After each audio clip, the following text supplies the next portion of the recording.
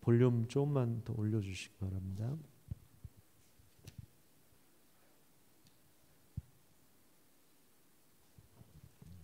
이사야 55장 전체를 읽도록 하겠습니다.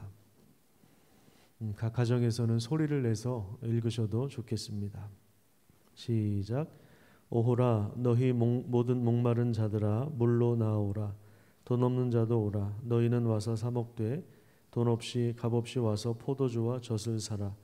너희가 어찌하여 양식이 아닌 것을 위하여 은을 달아주며 배부르게 하지 못할 것을 위하여 수고하느냐. 내게 듣고 들을지어다. 그리하면 너희가 좋은 것을 먹을 것이며 너희 자신들이 기름진 것으로 즐거움을 얻으리라. 너희는 귀를 기울이고 내게로 나와 들으라.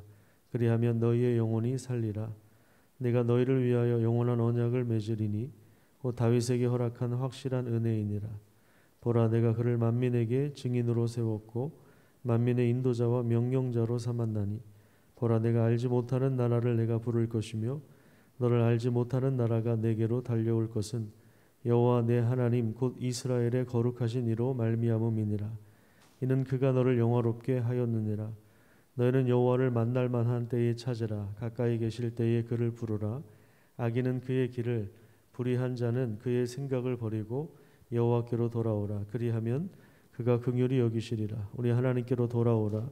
그가 너그럽게 용서하시리라. 이는 내 생각이 너희의 생각과 다르며 내 길은 너희의 길과 다름이니라. 여호와의 말씀이니라. 이는 하늘이 땅보다 높음같이 내 길은 너희의 길보다 높으며 내 생각은 너희의 생각보다 높음이니라.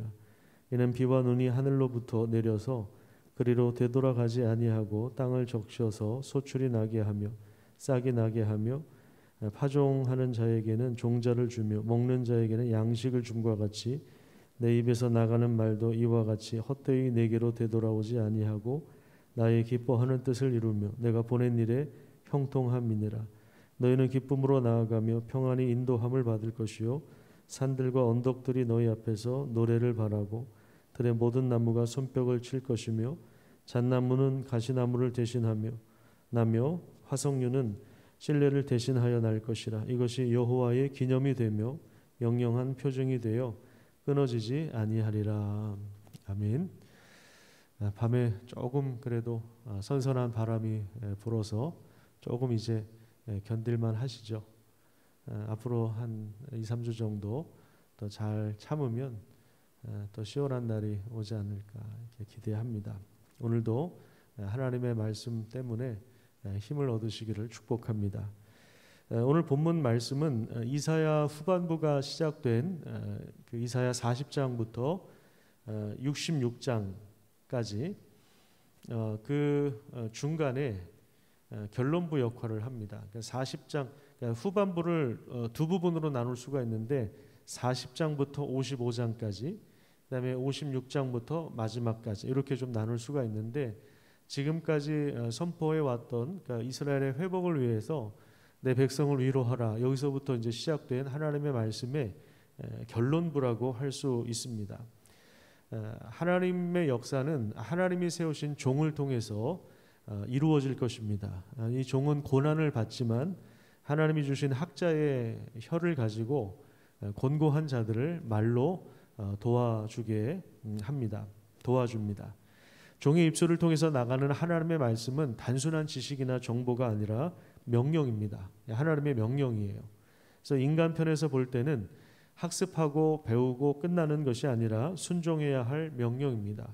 왜냐하면 하나님의 말씀은 반드시 성취를 이루기 때문에 그렇습니다. 오늘 본문 10절과 11절을 한번 보십시오. 거기 보시면 비와 눈이 하늘로부터 내려서 그리로 되돌아가지 않고 땅을 적셔서 어떻게 합니까? 땅을 적시고 소출이 나게 하는 거예요. 싹이 나게 하고 파종하는 자들에게 종자를 주고 양식을 주는 그런 것처럼 그러니까 비와 눈이 땅에서 내려서 땅에 내려서 뭔가 열매를 맺는 것처럼 11절에 보면 내 입에서 나가는 말 하나님의 종 하나님이 세우신 종을 통해서 나가는 그 말씀도 그냥 헛되이 메아리 치는 것이 아니라 하나님께서 기뻐하시는 뜻을 이루며 하나님 보내신 일에 형통할 것이다 이렇게 말씀하고 있습니다. 이거는 하나님의 말씀이 얼마나 확실한가 이것을 보여주고 있는 것입니다. 그래서 하나님이 세우신 종들은 고난이 있어도 말씀 전하는 사역을 계속해서 감당해야 합니다. 이것은 목사만의 역할이 아니라 우리 모든 성도들의 역할입니다. 우리가 목자가 되어서 권고한 자들에게 말로 도와주어야 하는 것입니다. 하나님의 그 말씀의 근거를 가지고 우리가 함께 하나님의 뜻을 전하는 삶이 굉장히 중요합니다.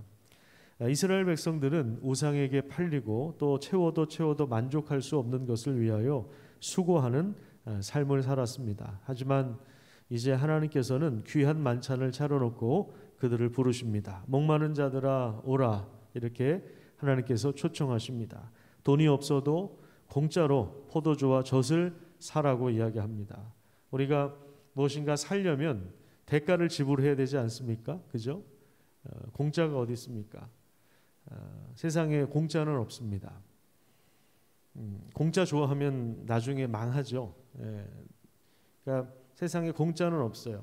뭐든지 내 것을 지불해야 됩니다. 그런데 여기 보면 포도주와 젖을 사라고 하면서 돈 없는 자도 와도 된다, 이렇게 초청을 하고 있습니다. 그 하나님의 초대에 응하기만 하면 그들은 좋은 것을 먹고 기름진 것으로 즐거움을 얻게 될 것입니다. 여기 나온 좋은 것과 기름진 것은 하나님의 종을 통해서 선포되는 말씀입니다. 그 초대에 응할 때 생명을 얻게 되고 진정한 삶을 누리게 될 것을 말씀하고 있습니다. 인간은 하나님을 떠났기 때문에 근원적인 삶의 목마름을 가지고 있습니다. 그러다 보니까 사람들은 끊임없이 누군가의 사랑을 요구합니다. 누군가의 사랑을 요구해요. 아내들이 남편의 사랑을 받고 싶어 합니다. 그 사랑을 계속해서 확인하고 싶어 합니다. 남자들은 인정을 받고 싶어 합니다. 명예를 중요하게 생각합니다. 사람들이 끊임없이 누군가로부터 사랑을 받고 싶어 하고 또 인정을 받고 싶어 합니다. 끊임없이 소비하고 또 탐욕을 채우려고 하는 것은 이런 우리 인간에게 근원적인 목마름이 있기 때문입니다. 그래서 계속해서 그 목마름을 채우기 위해서 우상을 만들어내고 우상 앞에서 일시적인 배부름을 얻으며 갈증을 해소하는 것입니다. 하지만 채워도 채워지지 않는 그 갈증을 여전히 가지고 있는데, 그런 사람들을 향해서 너희 목마른 자들아 오라, 굶주린 자들아 오라, 이렇게 하나님께서 초청하고 계십니다. 하나님께로 돌아오라고 하십니다. 그냥 오는 것이 아니라 모든 우상을 버리고 돌이키라고 하십니다. 하나님은 그들에게 영원한 언약을 약속하십니다. 이것은 이미 선조인 다윗에게 말씀하신 언약입니다. 3절에 보시면 너희는 귀를 기울이고 내게로 나와 들으라, 그리하면 너희의 영혼이 살리라. 내가 너희를 위하여 영원한 언약을 맺을 텐데 곧 다윗에게 허락한 확실한 은혜이다, 이렇게 말씀하고 있습니다. 영원한 언약, 이 부분을 여러분들이 표시해 놓고 이 부분 중요하게 보셔야 되는데, 하나님은 다윗을 부르셔서 그를 만민의 증인으로 세우시며 만민의 인도자와 명령자로 삼으셨습니다. 그래서 다윗 왕조 시절에 주변 나라들이 달려와서 조공을 바칩니다.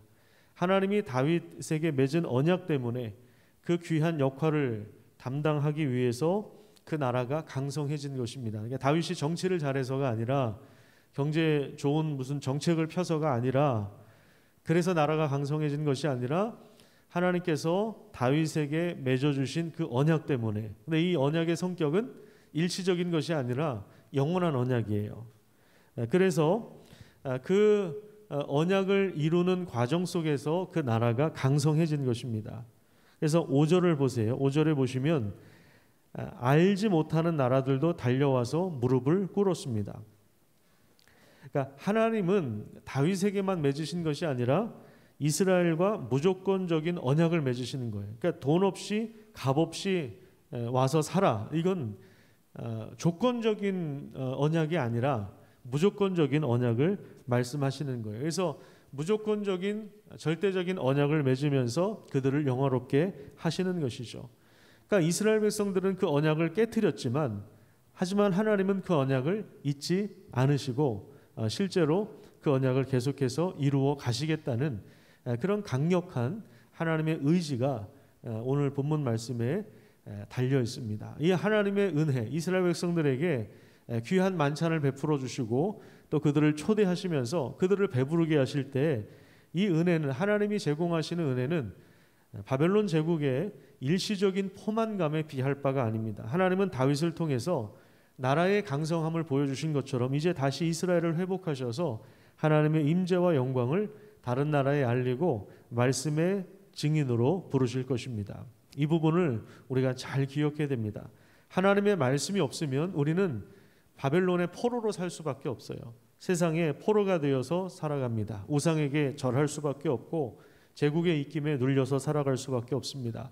거기서 뭔가 떡고물을 챙겨 먹는 것 같지만, 뭔가를 채우고 허기진 것을 채우는 것 같지만, 그럼에도 불구하고 끊임없이 갈증이 일어나는 삶을 살아갑니다. 다른 우상에게, 제국에 묶여있는 삶을 살게 돼요. 그런데 말씀을 붙잡고 순종한다면 하나님은 우리의 삶을 통해서 그 나라를 세워 가십니다.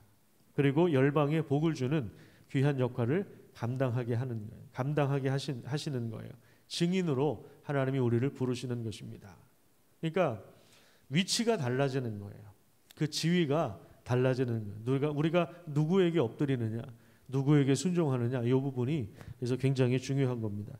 그 다음에 마지막 12절과 13절에 보시면 이스라엘이 고국으로 돌아가는 그 길이 기쁨이 될 것이며 평안히 인도함을 받고 그 과정 속에서 모든 피조물이 노래할 것이다. 보면은 나무들도 노래한다, 이런 말씀이 있죠.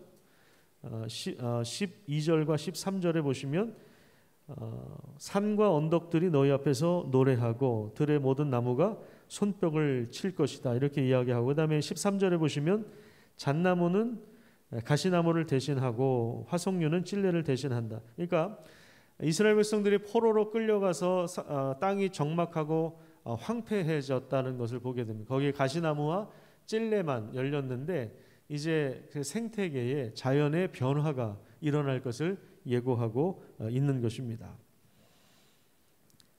가시와 찔레가 났던 곳에 새로운 나무들이 자라서 이스라엘의 귀향과 함께 자연 환경도 우호적으로 바뀔 것을 예고하고 있습니다. 이것이 바로 하나님의 영예입니다.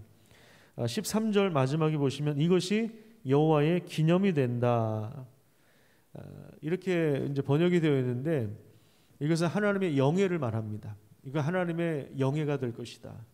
영광스러운 이름, 이렇게 번역하면 더 좋겠습니다. 하나님께로 돌아가는 것이 중요합니다. 하나님의 초청에 응하고 모든 우상들을 버리고 하나님의 통치를 받을 때 하나님은 약속하신 다윗에게 베풀어 주셨던 영원한 언약, 확실한 은혜를 우리 삶을 통해서도 실제로 이루어 주시고 또 복된 삶으로 우리를 초청하시는데 그 만찬에 하나님의 초대에 응하는 그러한 삶을 살아서 우리 삶이 하나님의 은혜 안에서, 말씀 안에서 영광스럽고 복된 삶이 되기를 축복합니다. 기도하겠습니다. 하나님 아버지, 감사합니다. 아침에 해가 힘있게 떠오르는 것처럼 밤의 모든 절망과 또 무더위와 근심과 걱정을 우리가 하나님의 말씀으로 이겨낼 수 있도록 인도하여 주시고 오늘도 하나님이 부어주시는 그 힘으로 살아가게 하여 주시옵소서. 이스라엘과 맺어주신 그 언약을 이스라엘 백성들이 포기하고 버렸을 때, 다른 나라의 우상들을 붙잡았을 때 그들이 포로로 묶여서 살 수밖에 없었지만 하나님이 다시 그들을 초청하시는 그 모습을 보면서 우리 하나님이 얼마나 성실하신 분이신가, 우리 하나님이 얼마나 우리를 사랑하시는가 하는 사실을 우리가 다시 한번 깨닫게 됩니다. 하나님의 초청에 응하고 하나님께로 돌아가게 하시고 하나님의 말씀의 증인으로 설 수 있도록 인도하여 주셔서 하나님이 세우시는 그 나라 백성으로 강성해질 수 있도록 하나님께서 은혜를 더하여 주시옵소서. 오늘도 하나님의 이름을 높여드리며 하나님을 영화롭게 하는 복된 삶이 우리 가운데 이루어지도록 하나님이 함께하여 주시옵소서. 감사드리며 예수님의 이름으로 기도드립니다. 아멘.